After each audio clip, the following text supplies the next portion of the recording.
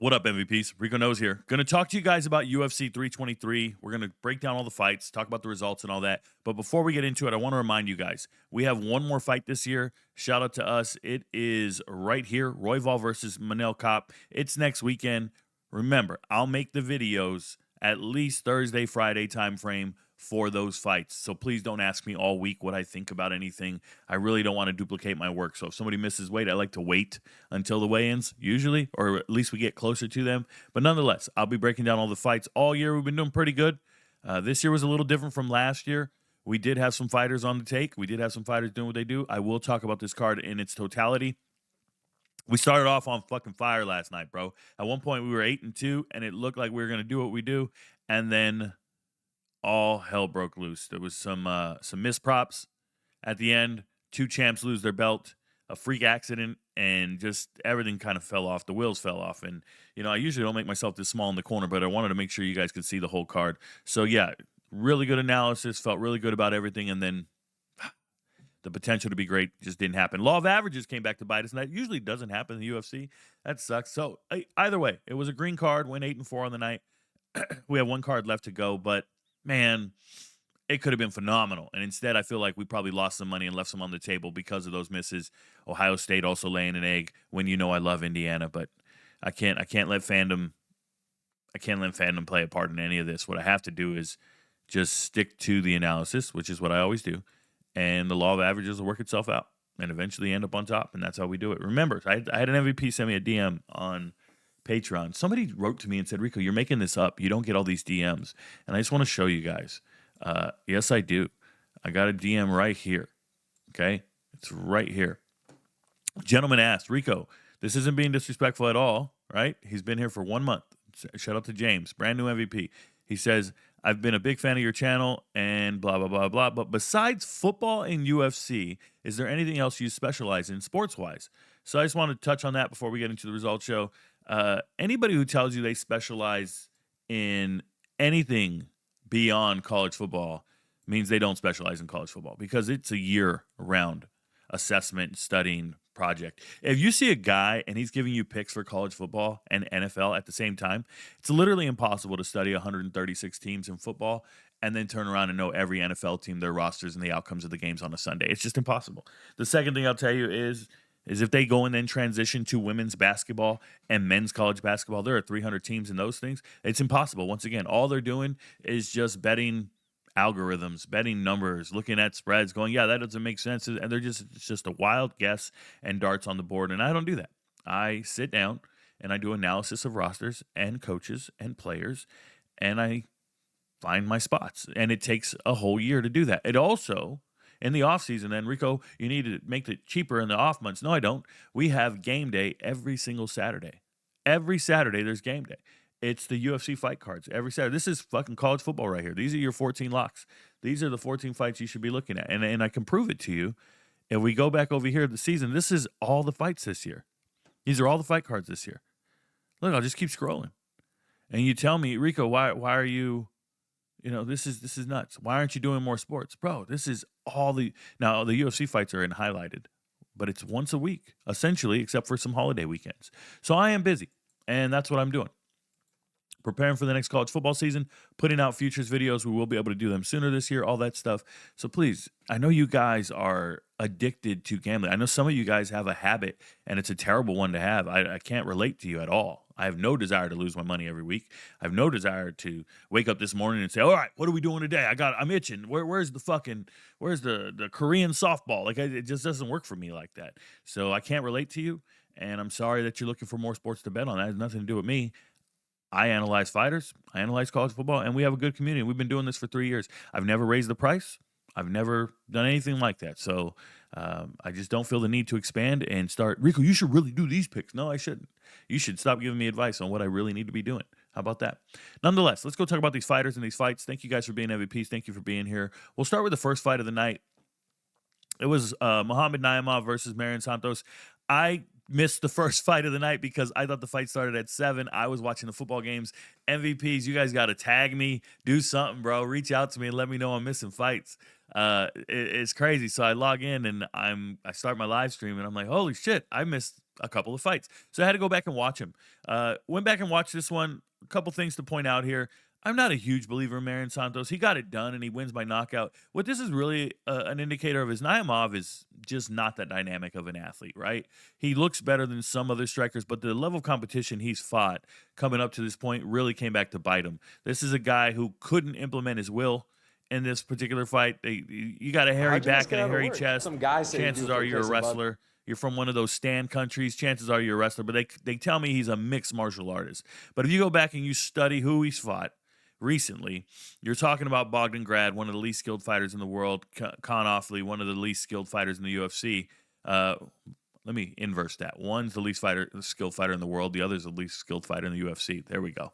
I just think you can beat up Con Offley. I think you can beat up Offley right now. Half of you guys watching. The other half, well, you probably asked for permission to speak to your wife. Hey, shout out to the MVPs. We were talking about expensive refrigerators last night, and now I get an ad for expensive refrigerators on ESPN. Cool stuff. Yeah, I don't want to buy these $20,000 refrigerators. I think it's stupid. But back to this. We're talking about a guy who just couldn't implement his will, just has a limited skill set, and it shows when you go up against a dynamic striker like Marion Santos. I do not think Marion Santos is all that great. I went back and watched it. We're in the third round, and it's low volume. It's low volume. You're not implementing your will. You're just kind of out there. It doesn't impress me that much. So I get it. He won. I'm still not on his bandwagon. Call it what you want. You guys can be. You can believe in him. But there's a reason I'm not, and it's just the eyeball test for me. So let's keep it moving. Congratulations. He wins.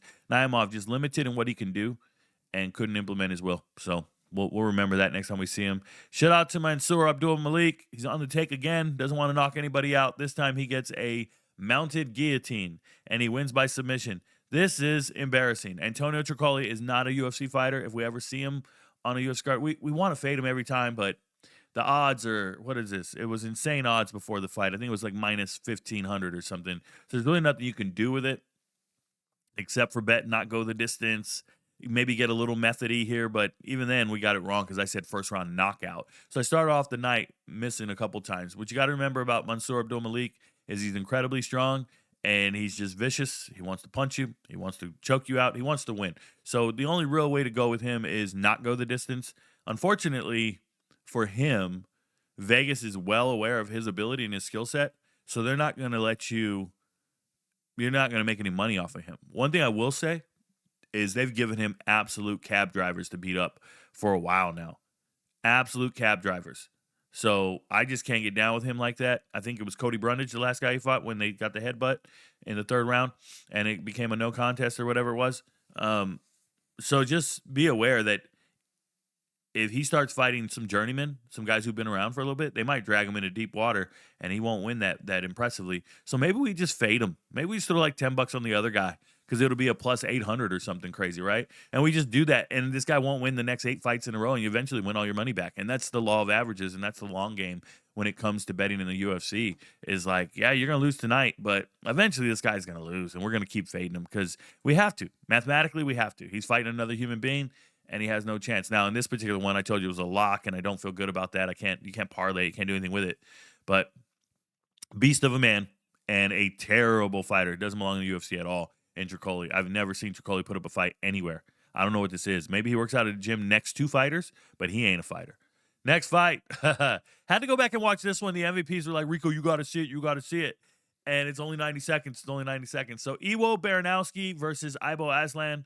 Yeah, Iwo Baranowski, legendary Polish power, legendary Polish intellect as well. This guy goes out there, doesn't defend himself at all. He just goes to bang. He goes to throw down. I've seen more skilled fighting in a YouTube video at a bar. Like, I've seen it, bro. This ain't it. This was terrible fight. It's exciting. People want to watch it, but it's not exciting for your dollar. It's not exciting for your bank account. It's not exciting for your coin, bruh. This dude did not defend his chin at all. They just went out there to measure dicks. Dude just said, put it on the table. I got mine on the table. You got yours on the table. And the whole time I'm wondering, why are things on the table? Don't do this. This is ridiculous. We got to eat here. My goodness. Iwo Baranowski, undefeated 7-0. Won't be undefeated for long if he keeps doing shit like this. But is he a brute? Yeah, he's pretty brutal. Now, I don't think Ibo Aslan is UFC caliber. I just don't. He can connect on anybody if given the opportunity, But from what I've seen from him, and I'm going to just talk about it from a fight standpoint, he doesn't look like he defends himself well. He doesn't look like he's trained to become a better fighter. Every time we see him in the cage, it's the same thing. It's just a guy who wants to go out there and bang, but he doesn't have any real skill set. We know he can't wrestle, and if you watch the fight back, if you go click watch, or you can go watch it, I think it's free, right? Because it was an early prelim.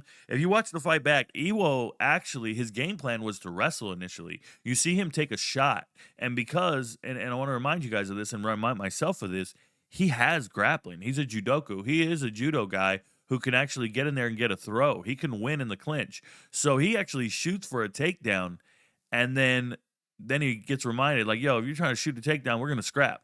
And then they just start swinging. They start swinging, man. And I told you, I have no respect for Turkish fighters. They've been getting sucker punched by Syria for a generation and doing nothing about it. I don't really respect Turkey like that. So give me Iwo to get it done. Iwo proved that he has a better chin, but that was embarrassing. That is like, what is that show they have where they slap each other? I forgot what it's called, where the two guys slap each other. Dana White loves this show, right? It's produced by him. That's what it looked like. It looked like people trading punches back and forth, which is silly. When I was a kid, we used to play bloody knuckles. We would punch each other's knuckles until people bleed. But one person got to hit, and then the other person got to hit. And the whole time, it's like, why are we taking turns when I can just punch you in the throat right now, and this whole game is over, right? So, Iwo Baranowski, please defend yourself. Strike first. Got it. But show us your whole skill set, bro. Shout out to Power Slap. Thank you very much, TikTok. Next fight. Edson Barbosa and Jalen Turner. It was pretty simple. Edson Barbosa has no ability to really fight. He can throw kicks. He's a fitness model. He's old. I think he lost his birth certificate. I'm 100% sure this motherfucker lost his birth certificate, Danny Almonte style. There's no way this guy is as old as he says he is. I think he's even older. But he's in shape and he looks the part. Who cares? When we talk about Edson Barbosa, what does he throw? He throws a kick. He throws really nice kicks, but he doesn't throw combos in front of them. He doesn't finish his combos with kicks. It's just a singular kick. It's so weird. It reminds me of George Foreman only throwing a jab, right? You can't win a boxing match with just a jab. No, really? Yeah, you can, but not this guy. Edson Barbosa goes into the cage, no ability to grapple, no submission threat. So all he can do is just throw a kick. And it's a singular kick, not a head kick. It's just one to the body every now and then he sets up and he does it again. That's your only weapon. Jalen Turner is an absolute monster in the first round. Jalen Turner's a beast when it comes to striking. And if there's no threat to wrestle him, well, then he wins the fight. That's the reality of the situation. If you're not going to make him wrestle, have the lactic acid build up in his muscles, if you're not going to get a takedown and outwork him, you're going to lose because his skill set, he's out there striking. I told you EV, and EVs always miss. I don't think that the odds should have been the way they were just because Jalen Turner has some real holes in his game. Now the fight starts and Jalen Turner lands an elbow and causes a bunch of blood to happen. And it's incredible. And he just beats the shit out of this old dude. I wish Edson Barbosa would have hung up the gloves. He didn't. The next time we see him in the cage, we're going to fade him again. I don't know who he's fighting next, but we're going to have to fade him. And just remember that Vegas is onto it already. So it's hard to make money on this dude. It's hard to make money fading Edson Barbosa because Vegas is onto it. If Jalen Turner was a minus 300-400 favorite against this guy, like Jalen Turner shouldn't be a minus 300 favorite against anybody because he has a knockout button that you can just touch, right? This guy easily gets finished all over the place, and Vegas doesn't care. They just know it's Edson Barbosa, and he has no chance to win. I want you guys to think about it, something about Edson Barbosa. He has lost 14 times in the UFC, 14 times in his life professionally. 14's a lot of losses, guys. A lot. Jalen Turner retired, and he has it because of 9 losses. This guy's got 5 more than that. This guy's got, oh my goodness, it's crazy. Speaking of losses, Marvin Vettori ain't shit, bro. Marvin Vettori ain't shit, and I told you about it. So, why did I take Bruno Ferreira in this fight? Couple reasons. I know that Bruno Ferreira's punches actually hurt, and Marvin Vettori throws pillows for fists. This is why he always goes to decision. It sounds like a hard punch, but once the other fighters realize it's not hard, they can actually sit in there and pivot on their strikes, and now they win. They have more impactful strikes. When you saw these two strikers trade blows, one guy had to back off, shake it out, and reset. And that's Marvin Vettori. And that's going to be the story of his life. Marvin Vettori is the epitome of mid. Marvin Vettori is a wide receiver who runs a 4.7 40. Okay. Oh, Jerry Rice ran a 4.7. Go back and study. All defenders in the 80s, for the most part, all ran 4.7 40s. Go look at the combine results. I promise you. That's what made Coach Prime, Deion Sanders, such a freak of nature. But I'm just telling you that Marvin Vettori is mid, man. He's stuck in third gear. There's nothing about him. He can't just go out there and flatline a guy. All the muscles in the world, his dead brother, anything motivating him, none of that matters. He can't flatline anybody. He just can't do it. I'd feel really good fighting Marvin Vettori right now. I don't think he could knock me out. I'm serious. I'm not joking. I'm not calling Kyle Hurd saying I can tackle Baker Mayfield. I'm letting you know, like, I'm a grown man, and I've watched that guy hit other grown men for 15 minutes in a row, and he's knocked nobody out. How many fights has Marvin Vettori done? Let's go check his profile. Let's go check it. Marvin Vettori. How'd you guys get out of work? Look at this shit, bro. When's the last time he knocked somebody out? The last time Marvin Vettori knocked somebody out was a guy named Jack Mason, and the year was 2015. So the last time Marvin Vettori's, and it was actually knees and punches, but the last time he knocked anybody out, it was Jack Mason in 2015. By the way, Jack Mason's been knocked out 9 times in his life. He's 29-17. So this is not a real fight. This guy's just done, okay? I don't even know how old he is. He's got to be old as fuck. Old as fuck. That dude had been fighting since 2005. So we're talking about Marvin Vettori hasn't knocked anybody out. Look at that. It's the only knockout of his life. Oh, no, he has another one right here. 2015. So this is not a real person. This is not a real guy you can believe in. Marvin Vettori, I don't know what we're talking about. I don't know why anybody believes in this guy. 1, 2, 3, 4, 5, 6. 6 losses. 6 losses in his last 8. And when you think about it, how did he get to a title fight? He beat Kevin Holland. He got to a title fight because he beat Kevin Holland, bro. This isn't a real fighter. I'm convinced. That's it. I'm over it. I'm through telling anybody he's going to win the fight. It might take you a while to beat him. It's going to take the full 15 minutes, but just go ahead and beat him, bro. Go ahead and take whoever he's fighting and just know that he's going to get beat. He's fucking terrible. Doesn't do anything worth talking about. The punches, when they land, they sound loud. But I've told you guys, I think they feel like a slap. They sound loud, but it might just be a slap, bro. Slaps don't hurt. Oh, my God, you slapped him. Bro, I'm good. The Stockton slap never knocked anybody out. This guy right here, Marvin Vettori, ain't it, bro. Soft as baby shit. And on the other side, Bruno Ferreira, he's ready to throw them things. Now, some of the things I was concerned about with Bruno, obviously he missed weight, and we don't like fighters who miss weight.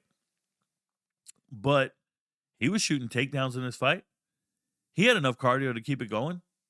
It was just fine. Some of the things we're worried about, he's carrying some extra body fat. Is he going to move up in weight class? That's a problem because then he'll be really short.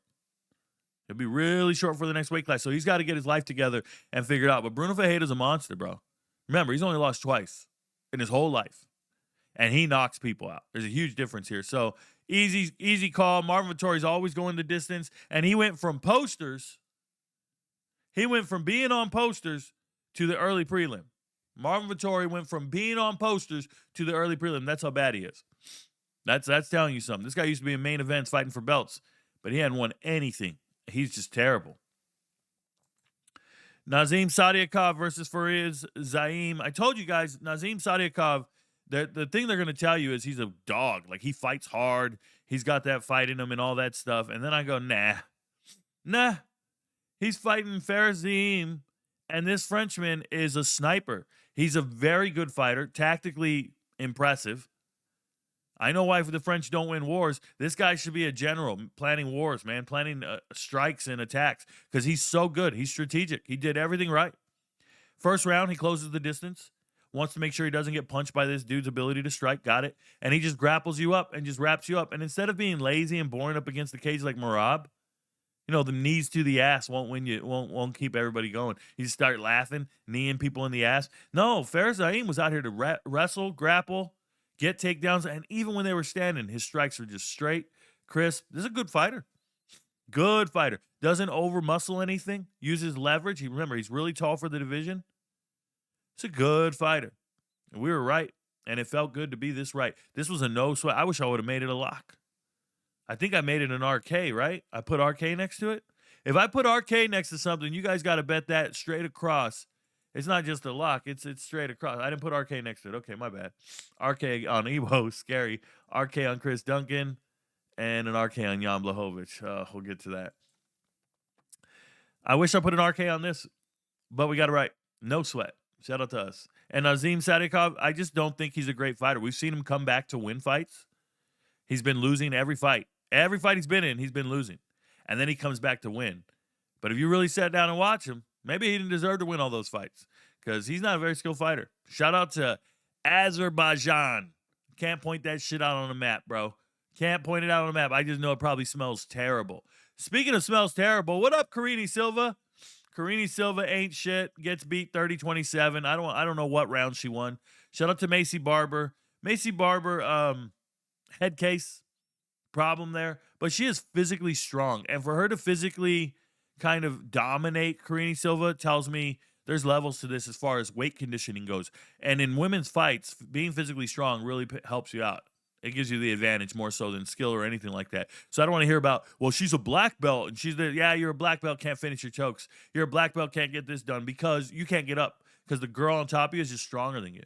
The girl on top of you benches more than you, right? So it's just one of those situations where Macy Barber, she's strong for a girl. She's strong for the weight class and division, and she dominated. And shout out to her. I really like what she did. But the problem is who's she going to fight next? Macy Barber's going to be fighting some amazing fighter, and you can't take her. Like, you just can't. Whoever she fights next is going to be more skilled and more experienced and probably beats her. Just straight up. There's not many people left for her to fight. So they give her a layup here because she was having seizures. And Karani Silva, the idea of her is better than the reality of her. Like, the idea, even her last fight before this, she didn't dominate to the point where we were no sweat. I think it was a short notice fight, and she barely won. Yeah, it was a short notice fight against another strong dude looking. You know those chicks who look like they piss standing up. That's what they got out there in the third world countries. That's the way you make it, bro. Shout out to Caster Seminor. Who's that girl? The 800-meter runner from South Africa? She's just walking around. She's walking around deboing your bike and shit. Yeah, anyways, Karini Silva, man, she just has all the accolades and all the titles and all that. She's just boring. She's boring, bro. She reminds me of the Browns. She's the UFC's version of the Browns. I can't watch that. That shit's boring, bro. Anyways, moving on. What up? Terrence McKinney. Terrence McKinney, T-Rex against Chris Duncan. Terrence McKinney comes out and he fights like there's no tomorrow. He really does. Terrence McKinney reminds me of those people who get their tax return and then they go get hibachi that same day. I got some people like this, bro. Me and Kim and I, we go to restaurants probably every week. We go out to eat. We enjoy life. We like to go out to eat. And we go sit down. We don't like fast food. We want to sit down and enjoy our meal. And we sit down at these restaurants all year long. It's peaceful. It's just nice. And there's nobody in there. And you get your service on time. You get your food. Nobody's eating out every day. That's not real. Sitting down at a restaurant every single day in the middle of the day. Nobody's doing it. We're doing it. So we're enjoying our meal, whatever it is. Hey, you want hibachi, babe? Yeah, let me go sit down. That guy will come out and start cooking up the whole meal. And it's just the two of us at the table. Or maybe some other retired couple across the way. And it's just four of us just sitting on the table, chilling. And then out of nowhere, come about April, just about April, we start getting all these motherfuckers rolling up in the joint. Hey, yo, table for 6. Shots on me. They buying the bar. They're doing all, and they're just living life like there's no tomorrow. They're living life like there's no tomorrow. They're just out there, bruh. They're just out there. And we be sitting there, we just be looking at them like, okay. I ain't mad at you. Do you, man? You got to experience it at once in your life. I remember this. So, as a kid, what was the famous saying as a kid? Shout out to White Men Can't Jump. The famous saying, as soon as you came up on some money, what would you say? We going to Sizzlers. We going to Sizzlers. We used to say this shit. Bruh, we used to say it and we didn't even have a Sizzlers. We would just say it because we're like, yo, we came into some money. We're doing this. Let me explain to you though. All those decisions being made, whether you're at Hibachi, you're going to Sizzlers, you're rubbing your fingers there, we going to Ross, whatever you're doing.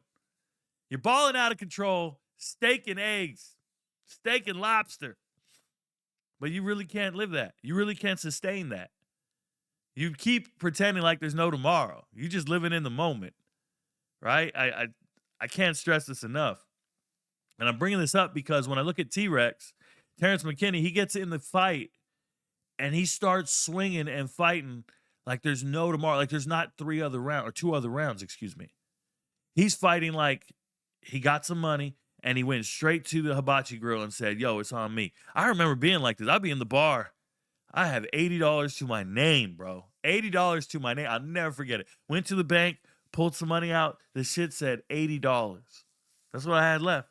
It was a Thursday, girls' night, ladies' night. I went to the bar, walked up to a group of girls. It was girls' night, bachelorette party. I said, drinks are on me. Lemon drops for everybody. Oh my God. Bruh, what a great night I had. What a great night, great morning, great experience. That damn bar tab came back $75. I said, oh, I got it. Don't worry about it. I got it. And left a $5 tip, right? I was down $80, bruh. I was living like there was no tomorrow. That's what Terrence McKinney does in the cage. He's the equivalent of this. You get some money and just go spend it on some dumb shit, right? This guy gets lucky. He gets some energy. He gets some momentum.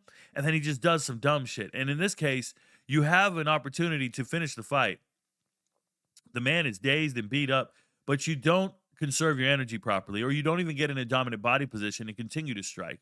You don't do everything that you should be doing. And eventually, Chris Duncan recovers. He's tough as nails. And now we know Chris Duncan's got enough to keep it going. Chris Duncan ain't broke. Chris Duncan didn't blow all his money on hibachi. He's been pacing himself. He's ready. So when it's his girl's birthday next week, he can afford it. And you sitting there assed out like, yo, baby, you want to take a walk? You want to go to the park for a walk? What happened? Well, you know that Chanel bag I bought you? Well, that's all I got right now. That's Terrence McKinney, bro. He's in the cage, and he's just like, that's all I got right now. This guy got choked out, embarrassed, because he doesn't train for 15 minutes. Don't forget this, guys. This whole rant is about somebody who doesn't prepare for the future, doesn't prepare for what's really ahead. And in Terrence McKinney's case, he is a child. He is just, what's the word? Like, he's just not ready for it, bro. It's not real. It's unreal. I wish Terrence McKinney would train more because he looks like a hell of a fighter. He looks the part. He's ready for it. And he just doesn't, I don't think he takes it serious. I don't think he has cardio. I don't think he can fight for 15 minutes. And there's just levels. But he's lost 8 fights now. 17-8. He's bound to lose again. That's what he is. He's all bust. If you really want to bet in a Terrence McKinney fight, just bet for it to not go the distance every single time. Because he's either going to win by knockout or he's going to get stopped. One of the two is going to happen. That's reality. And then if you ever want to bet on a Chris Duncan fight, respect his record. He's 15-2 and he doesn't lose. Respect it. There's no reason to not to. There's no reason to fade him. So that's kind of where I went with this, right? I looked at these two fighters and I understand they're kind of dangerous in their own way, but I got one guy who is like a teenager. He's going to bust early and everybody's going to be dissatisfied, right? That's what Terrence McKinney is. He doesn't know how to play the long game. He don't have that long stroke game. He's done right then and there. He's all in and it's over. And if you look at Chris Duncan, just more efficient, 15-2, going to make sure he doesn't lose. I respect that, man. So that's why I picked him. Shout out to Chris Duncan. Glad he got it done. Has the ability to grapple, has the ability to strike, has a chin, hung in there, kept his wits about him. It was a little pucker. We're sitting there. I was like, yo. I was looking around the room. You know, Kim doesn't sit in here when I'm watching the fights. There's nobody here to help me cope when I'm missing and when things are going bad. And everything was going great. But I was just like sitting here like, oh my God, my dude is getting motherfucking molly-whopped. Oh my goodness. Speaking of molly-whopped, what up, Grant Dawson and Manuel Torres. This was a tough one. Because if you go on the internet, if you go look at them dudes on YouTube, all them free guys, I don't give a shit what they're saying. They're going to tell you Grant Dawson was going to get a takedown, start wrestling, going to smother Manuel Torres. Blah, blah, blah, blah, blah. Bruh, shut the fuck up. I'm looking at Manuel Torres like that's a gangster, bruh. At these odds, TKO first round, that's a gangster. And I want to ask you MVP something. This is analysis for the MVPs. How often do I pick an underdog and tell you specifically how that underdog is going to win the fight? And then put it on the fight card. I did it twice on this card, but how many times before have you seen a purple prop? This is important for those of you who are MVPs and you don't understand how to dissect the chart and everything. When you look in here, you will see props that are black. You see this right here? This is black method. You will see black method. It doesn't matter. When you go back and look, you will see, well, that's green because that was green. That's why it turns white. You will not see a purple prop all that often. There's one. You get what I'm saying? It's very rare when you see a purple prop. What you will see is just purple. I'll just rock with a purple. You won't see a purple prop. It's not that often. Remember that. So if I ever identify an underdog that I sincerely believe in, and I provide the method in which I think that person's going to win by, please understand that's your shot, bro. That's your chance to take it. That's your lottery ticket. Because I don't know what it is. I don't know what Manuel Torres by knockout was. I don't know what the payout was. Somebody's going to have to tell me. I don't know how many MVPs took it. It's on the board. It was on the card. But I can tell you that his money line was plus 175. So when you go method, you get surgical with it, it's going to be something else. But you need to remember this. I never once thought Manuel Torres would win this fight by points. Because if we go the distance, I don't think he wins. Grant Dawson probably wins by that. And I know that he wouldn't win by submission. So there's only one option here. That's what you got to remember when you're gambling on this type of stuff is how do we get to this desired end state or this result? And for me, I look at Manuel Torres and I go, hey, Mikente, that's a Mexican, bro. He's going to swing. And swing he did. Grant Dawson still don't know where he's at. I was talking to Grant Dawson this morning. Never mind. That was Ash taking a nap. Listen, bro, Grant Dawson was dirt napping in the middle of that octagon, bro. Put to sleep. I'll take it all day long. Shout out to us. Grant Dawson's still a good fighter. 23-3. Still a good fighter. Careful. He ain't terrible. Just ran into a sniper and got sniped. Shout out to Manuel. Manuel Torres did it in 9 strikes, by the way. Speaking of getting sniped, we got sniped. We, as a group, collectively got sniped. No, I don't write down any of these segues. I do this naturally. I'm not reading a teleprompter. Who are them losers? You ever seen those guys on TV? They just start fucking malfunctioning when the teleprompter doesn't work. Not me and Pat McAfee. We can do this shit all day. Nonetheless, Jan Blachowicz versus Bogdan Guskov. I told you Jan Blachowicz is winning this fight. It's a lock. Don't sweat it. And then he goes out there and does a 10-8 second round. Can't predict it, bro. Can't predict the draw. Get your money back. It's a push. And it was that kind of night. So close to being rich and so close to getting it all right.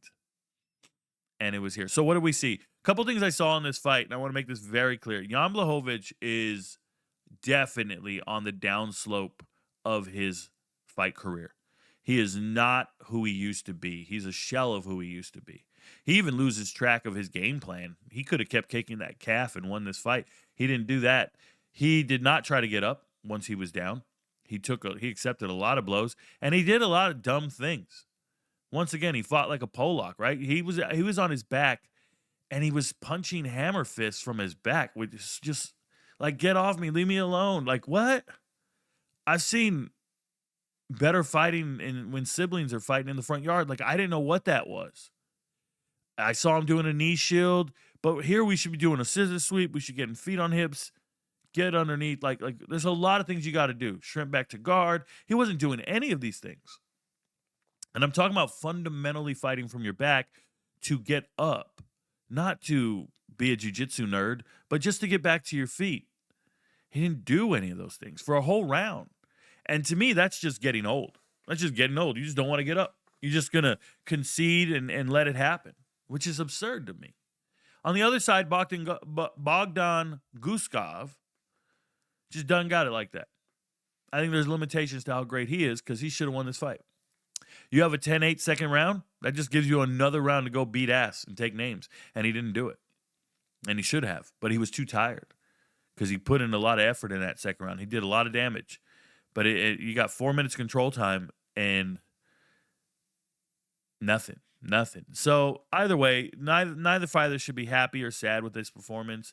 I would imagine Bogdan Guskov is relieved with this performance because this means he'll get another decent fight the next time he goes out. Because if he lost, he'd be on the prelims again. And then Jan Blachowicz, this gives him another paycheck. As old as he is, he's 42. Had he gotten knocked out and beat to shit, maybe he calls it a day. But now he's just going to go, I love doing this. I love fighting. I love doing this. All right, man. Well, take that love somewhere else because I think you're going to get hurt really bad. He's slow. He was getting styled on.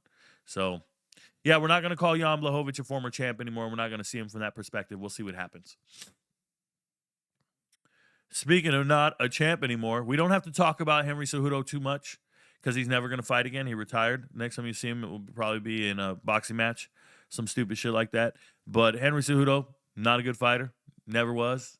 Very one-dimensional. Doesn't strike and wrestle at the same time. He does one or the other.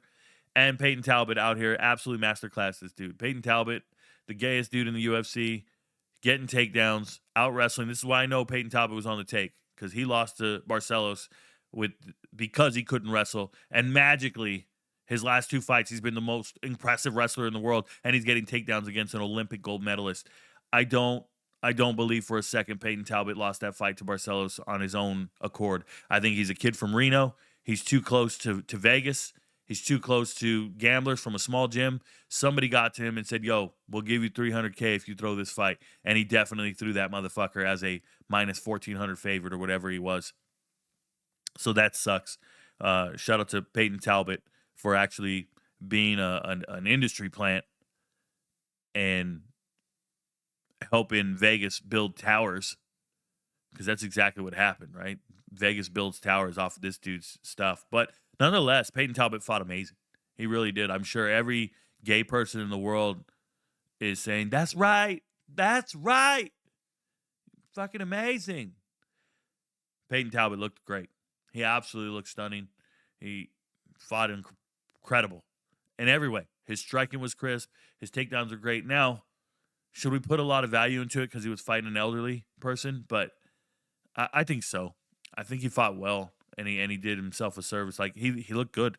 He was able to do everything he wanted to do. So we'll make that happen. I'm sorry I'm getting text messages from an NIL agent trying to find a new client. We got him. We got to make this work. All right, next fight. Brandon Moreno and Tatsutara. Got this one right. All you guys try to tell me, and anybody on the internet talking, Brandon Moreno this, Brandon Moreno that. Look, Brandon Moreno doesn't really have the ability to knock people out. And unless you're going to clip Tatsutara and really bang on him and beat him up, you got to masterclass him like Royval did.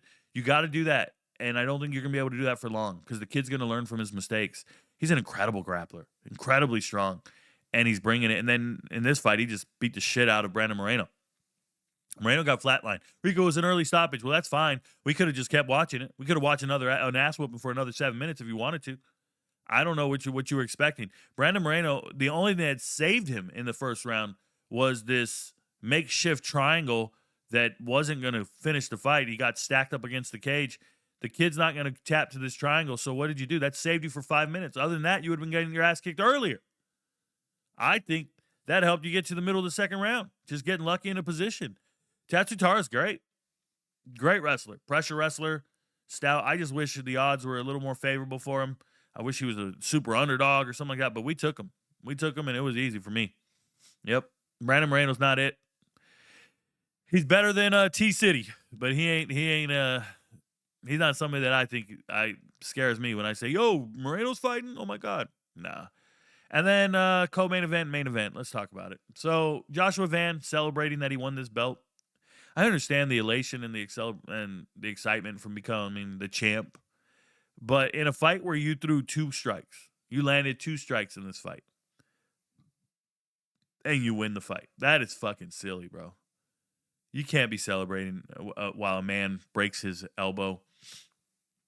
And if you don't know, Pantoja was going to beat the ever-living shit out of this man. Pantoja was very aggressive, doing whatever he wanted to do, was throwing way harder.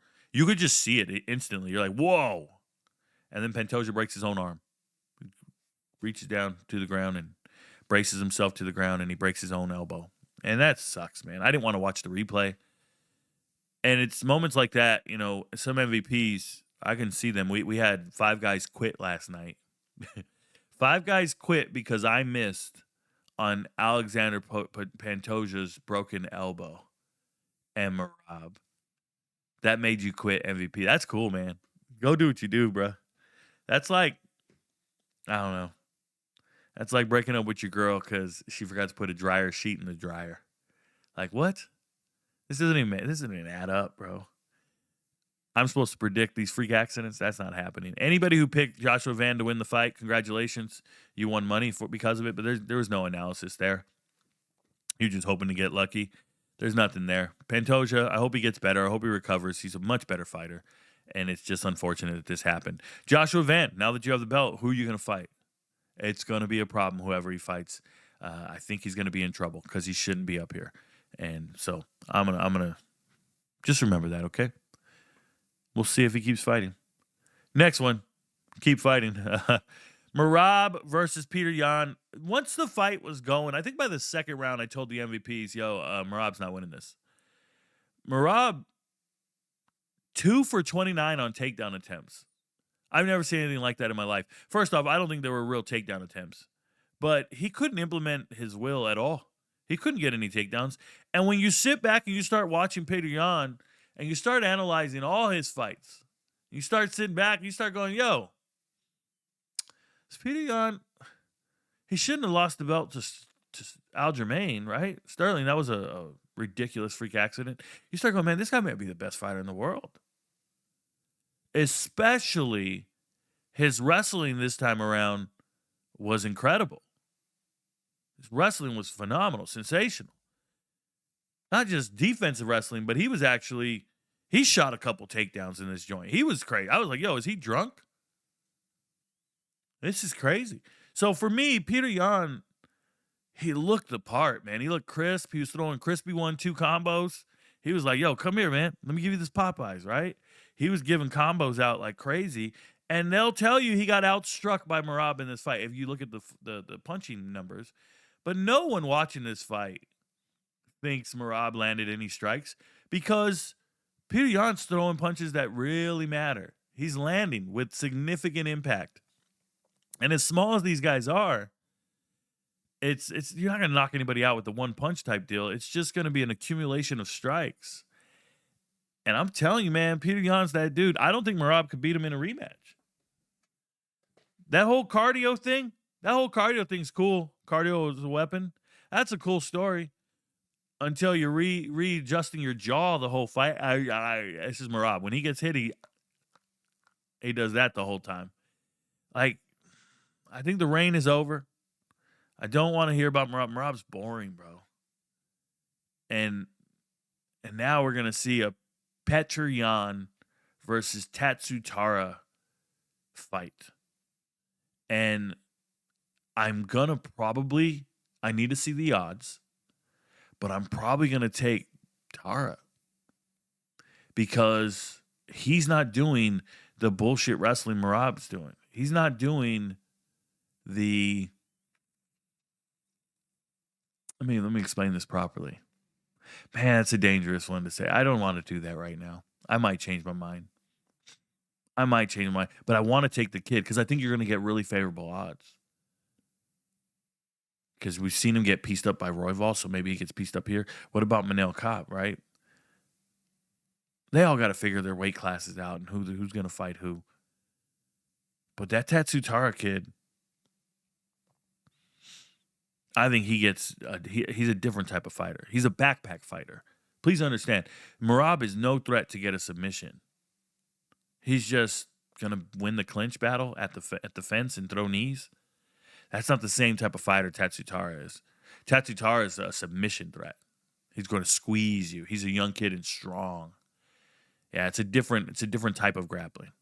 It's not just points-based wrestling type bullshit. No, he wants to finish you. Shout out to Peter Yan, man. I'm glad he got it done. He dominated the entire fight. Great wrestling, great hips, great everything. He did everything fundamentally correct. Even when he landed on his back and got taken down, he just flipped his knees over, gave him his back, didn't care. I'm getting up. Posted, got up against the cage. Like I'm envisioning everything he did, and I'm going, yo, that's the gangster shit right there. That's what I'm on. So, shout out to them.